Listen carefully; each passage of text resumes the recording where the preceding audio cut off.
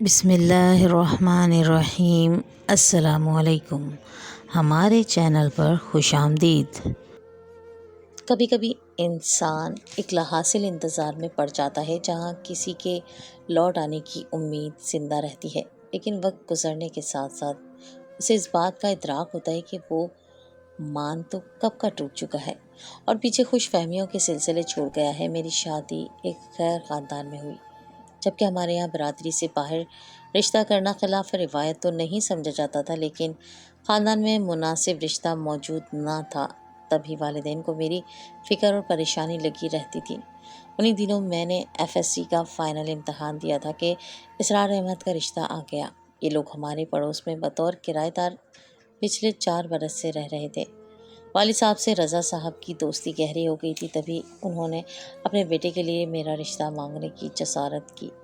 اسرار نہایت خوش شکل اور خوش اطوار نوجوان تھے، والدین کے نہایت فرمانبردار اور ایک اچھی پوسٹ پر ملازم تھے۔ بس ان میں 100 گن تھے، ظاہراً عیب کوئی نظر نہیں آیا۔ ہمیں تو ابا نے خاندان اور برادری کی پرواہ نہ کرتے ہوئے ان کے ساتھ میرا رشتہ طے کر دیا۔ منگنی سے پہلے کبھی کبھار امی جان کے ہمراہ ان کے گھر جانا جاتی تھی۔ کئی بار اچانک اسرار سے سامنا بھی ہوا تھا۔ وہ ہمیشہ نظریں نیچی کر کے گزر جاتے تھے۔ حیا ان کا خاص وصف تھا۔ سچ کہوں تو وہ مجھے واقعتاً میں بہت اچھے لگتے تھے، تاہم کبھی بات کرنے کا موقع نہ ملا تھا۔ جب امی سے سنا کہ میرا رشتہ اسرار سے طے کر دیا گیا ہے تو میں بہت ہی خوش ہوئی۔ میرا دل باغ باغ ہو گیا۔ ذہن کی سلیٹ پہلے ہی صاف تھی، لیکن ہلکی سی پرچھائی اگر بنی تو اسرار کی تھی، اور اللہ نے بن مانگے دل کی مراد پوری کر دی تھی۔ ابا اس رشتے پر بے حد مطمئن و پرسکون تھے۔ ان کے خیال میں اس سے بہتر رشتہ ملنا محال تھا۔ جان پہچان کے لوگ تھے۔ وہ شادی کے بعد ابا کے گھر سے ساتھ والے گھر دلہن بن کر ودا ہو گئی۔ اگرچہ میکا قریب تھا، لیکن بلا وجہ آنا جانا نہیں رکھا تاکہ ساس سسر کو کسی قسم کی کوئی شکایت نہ ہو۔ امی بھی کم آتی جاتی تھی، صرف چھوٹی بہنیں دن میں ایک بار چکر لگاتی تھیں، کیونکہ وہ مجھ سے بہت پیار کرتی تھیں اور شادی سے قبل ساتھ ہی سویا کرتی تھیں۔ اپنے آپ کو اب تنہا محسوس کرتی تھی، اس لیے دن میں ایک بار ضرور ملنے آتی تھی۔ سسرال والے اچھے لوگ ضرور تھے، ان کو میرے میکے جانے پر کوئی اعتراض نہ تھا، کیونکہ کبھی کوئی بات نہیں سنائی کہ کوئی تنگی ہے۔ شادی کے بعد اللہ تعالیٰ نے ایک بیٹے سے نواز دیا، جس کا نام میرے سسر نے فیروز خان رکھا۔ فیروز خان ان کے گھر کا پہلا بچہ تھا، سب کی آنکھوں کا تارا اور دل کی ٹھنڈک۔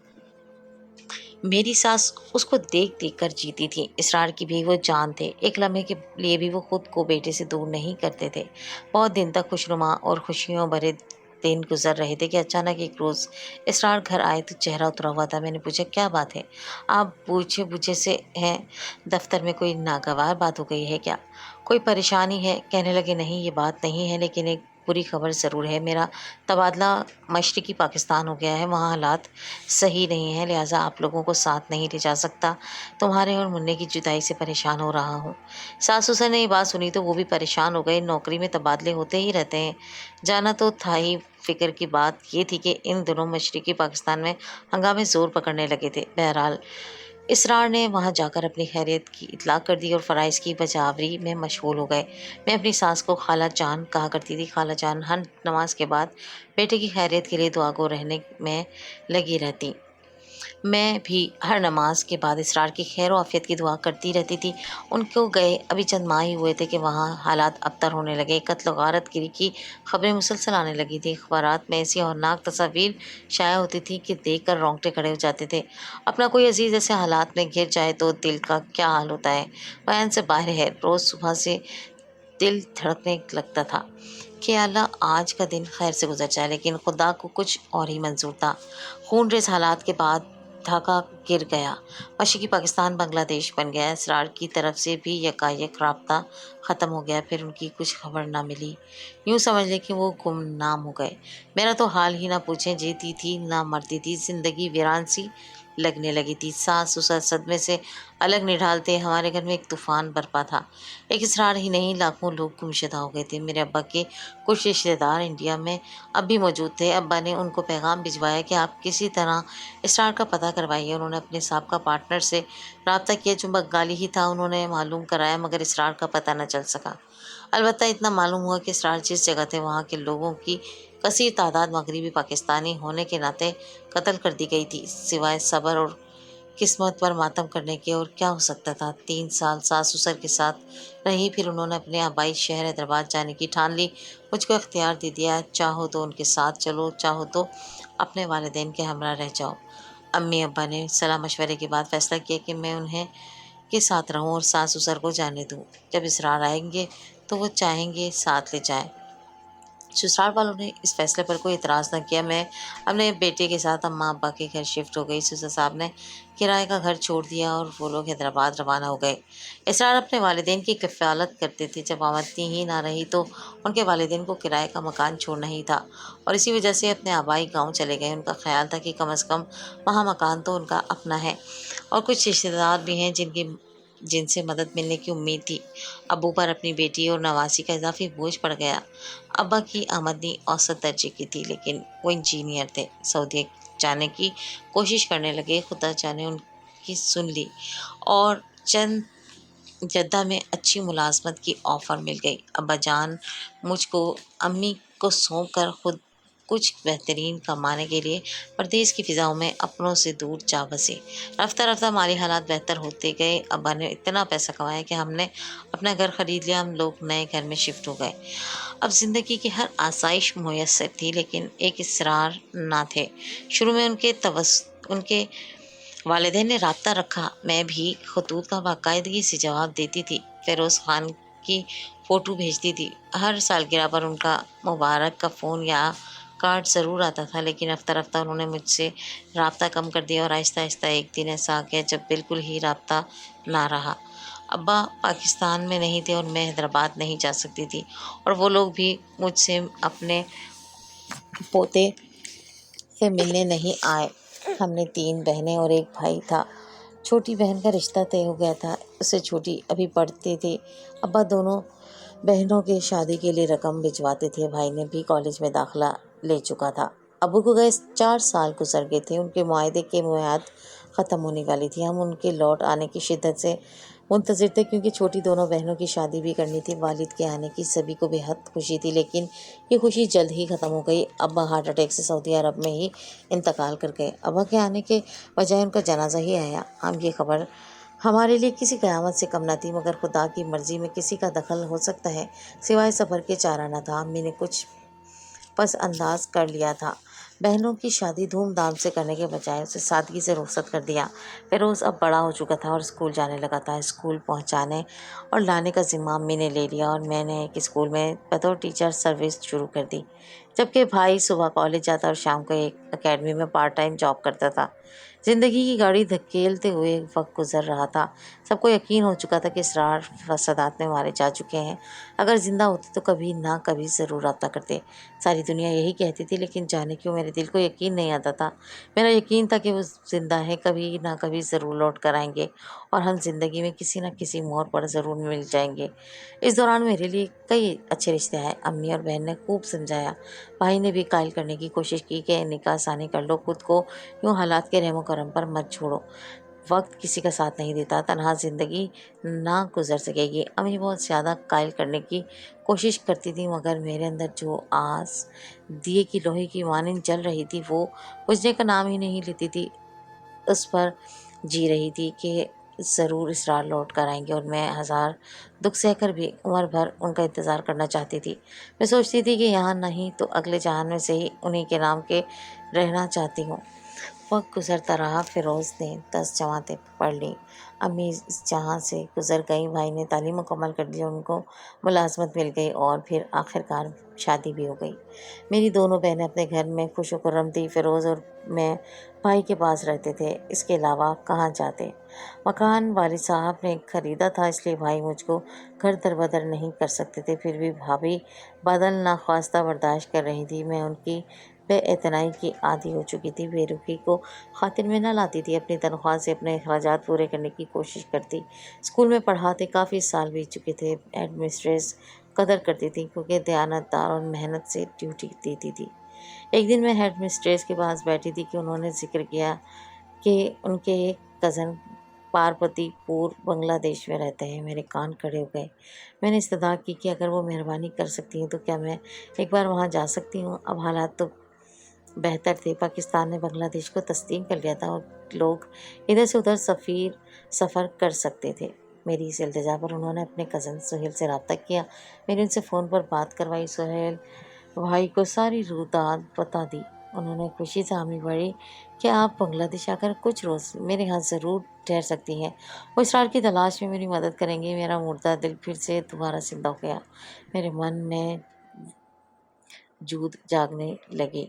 तो इस जूद ने फिर से आस का लिबादा ओढ़ लिया। एडमिनिस्ट्रेस सादिया खातून ने बांग्लादेश भिजवाने का इंतज़ाम कर दिया। जबकि एयरपोर्ट पर पहुंची तो भाई लेने आए हुए थे।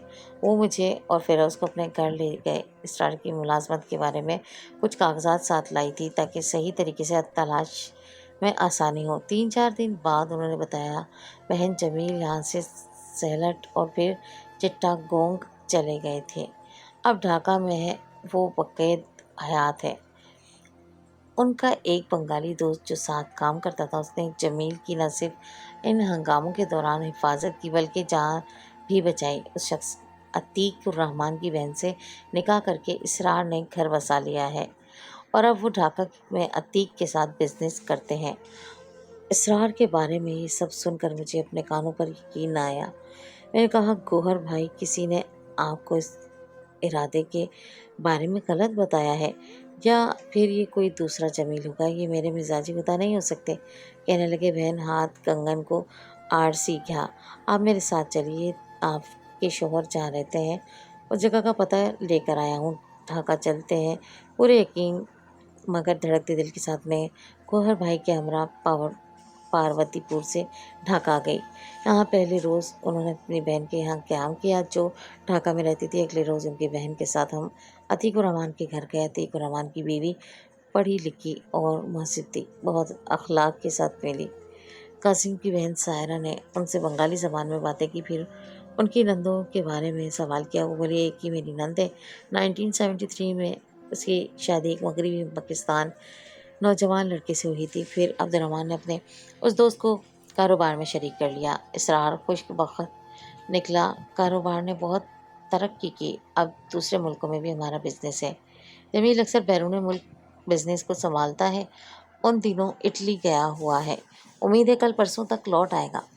फिर उसने उसकी बीवी को बुलवाया जो करीबी मकान में रहती थी। खूबसूरत, सांवली, सलोनी, बहुत पुरकशिश थी। बड़े बड़े चमकदार आंखें और लंबे बाल, सचमुच बंगाल का जादू थी। मैं बस उसे तकती ही रह गई। साहिरा बाजी ने मेरा तारुफ कराया, ये इंडिया से आई है, मेरी कज़न है। इन्होंने जानबूझकर पाकिस्तान का नाम नहीं लिया, इंडिया का कहा ताकि ये लोग बिदक ना जाए। गौहर भाई मेरे साथ 2 दिन बहन के घर रहे और इसरार का पता कराते रहे। तीसरे रोज़ बताया कि इसरार आ गया है, मिलना चाहो तो मैं मिलवा सकता हूँ। अतीक उर रहमान से दोस्त के ज़रिए जान पहचान निकाल ली है। मैंने कांपती आवाज़ में कहा, गौहर भाई, इतनी दूर इतना लंबा सफ़र किस लिए किया है? इसरार ही से तो मिलने आए हैं, क्या बगैर मिले चले जाएंगे? बहरहाल किसी तरह उन्होंने मुलाकात का इंतज़ाम किया। अपने बहनों के घर इसरार को चाय पर बुलवा लिया। जब वो आ गए ये मुझे उनके सामने ले आए। जमीन ने मुझे देखा तो दम बखुद रह गए, पलक तक नहीं झपक सके। उनको अपनी आंखों पर यकीन नहीं आ रहा था, जैसे ख्वाब देख रहे हों। तभी मैंने अफरोज़ को आवाज़ दी जो दूसरे कमरे में था। अफरोज़ बेटा आ जाओ, देखो तो कौन है। ये तुम्हारे अब्बू हैं जिनका हमने 18 बरस से ज़्यादा अरसा इंतज़ार किया है। आज खुशकिस्मती से मिल गए हैं, लो गले मिल लो। वो मेरी आवाज़ पर ड्राइंग रूम में आ गया। बाप ने बेटे को देखा तो वो जवान हो चुका था। अपनी कुर्सी से लड़खड़ाते हुए उठे और अफरोज़ को गले लगाया। अब मैं वर्ता हैरत में होता सन थी। यकीन न आता था कि ये मेरे सरताज जमील है। मैं तो इसी गुमान में थी कि किसी दूसरे इसरार का कासिम भाई ने खोज लगाया है, लेकिन नहीं, ये सच था। ये वही थे जिनके इंतज़ार में मैंने जवानी के 18 बरस जला दिए थे। वो सामने बैठे थे, मुझसे माज़रत ख़्वाहाना लहजे में बोले, ज़िंदगी बचाने की खातिर मुझे अपने दोस्त के हमशीरा से निकाह करना पड़ा, वरना वो लोग जो मुझको मगरबी पाकिस्तानी होने के बायस जान से मारने का तहिया किए हुए थे, ज़िंदा ना छोड़ते। बस यूँ समझ लो कि ज़िंदा तो तुम्हारी और अफरोज़ की खातिर रहना चाहता था, लेकिन ये ज़िंदगी तुम लोगों के काम ना आ सकी। जिन्होंने जान बचाई उन्होंने ही मस्तान ले ली है।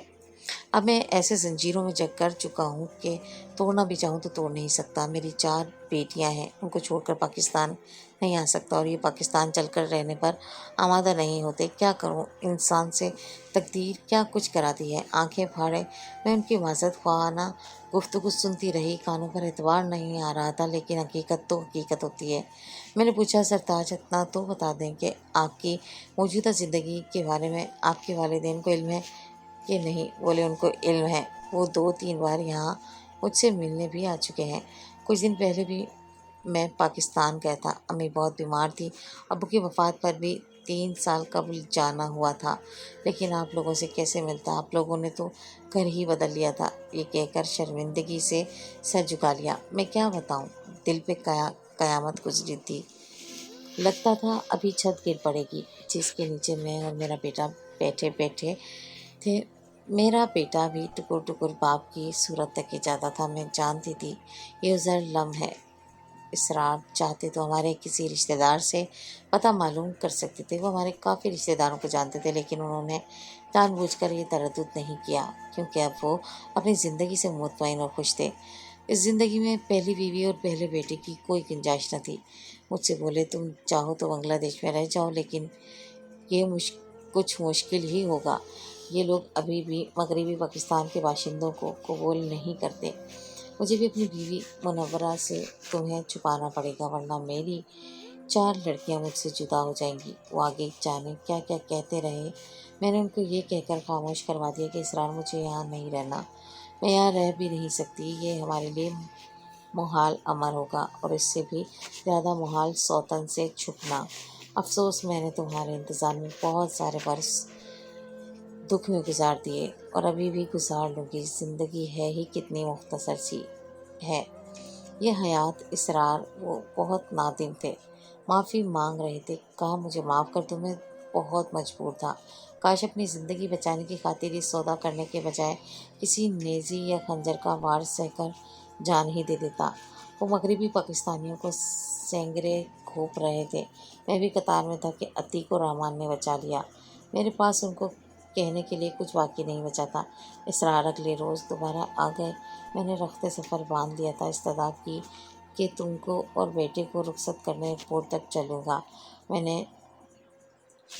मैंने चलिए आपकी मर्ज़ी। अफरोज़ से बहुत वादा वईद करते रहे, और चुप साधे बेचारा क्या कहता, बैठा रहा। मुद्दत बाद बाप को देखा था।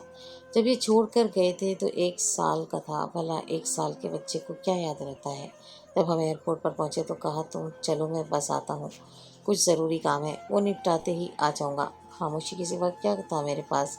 मुझे पाकिस्तान आए 2 माह हो गए कि इसरार आ गए। वो पहले मेरे मामू के घर गए और उनको लेकर हमारे घर आए। बार बार माज़रत करते थे, माफ़ी तलब करते थे। मैं बस उनको देखती थी और आंसू बहने लगते थे। ज़बान अल्फाज का साथ न देती थी। मामू ने मुझे समझाया कि ज़िंदगी थी तो मिल गए, बेटे की खातिर समझौता कर लो। बाप है, बेटे को बैरून मुल्क पढ़ा लिखा कर उसका भला करेगा, फिर उसका मुस्तकबिल बन जाएगा। उनकी भी 4 बेटियां हैं, बेटा यही एक ही है। मैंने कहा, इसरार को उनकी बीवी की वजह से बांग्लादेश की सकूनत मिली है, भला हम कैसे वहाँ उनके साथ रह सकते हैं। अगर ये हमारे पास रहने से मजबूर है तो हम भी बांग्लादेश जाने से मजबूर हैं। उनका रुपया पैसा किस काम का, जिसको चाहा वो ना मिला तो ज़िंदगी जो बाकी है वो भी गुजर ही जाएगी। मामूद समझ गए कि मेरा दुख कितना है। मज़ीद बात बेकार है। इसरार वापस चले गए। 1 साल बाद अफरोज़ को मेडिकल कॉलेज में दाखिला मिल गया। उस रोज़ मैं बहुत खुश थी कि अब मेरा बेटा एक डॉक्टर होगा। अल्लाह ने मुझे अफरोज़ की सूरत में एक मजबूत सहारा अता कर दिया था। उस 1 साल के दौरान इसरार ने कई बार फ़ोन पर रब्ता किया, लेकिन मैंने बात ना की। मेरा भाई बात करता और फ़ोन रख देता था। میں کیسے بات کر سکتی تھی، وہ دل سے اتر چکے تھے، جی ہی نہیں چاہتا تھا کہ بات کروں۔ بھائی کو بھی کہہ دیا کہ مجھ کو اسرار سے بات کرنے پر مجبور نہ کریں۔ میں نے ایک یقین کے سارے زندگی کے کٹھن دن گزارے، اب وہ یقین ٹوٹ گیا ہے، اعتماد اٹھ گیا ہے۔ لاکھ اسرار نے منانا چاہا مگر دل آمادہ تعلق نہ ہوا۔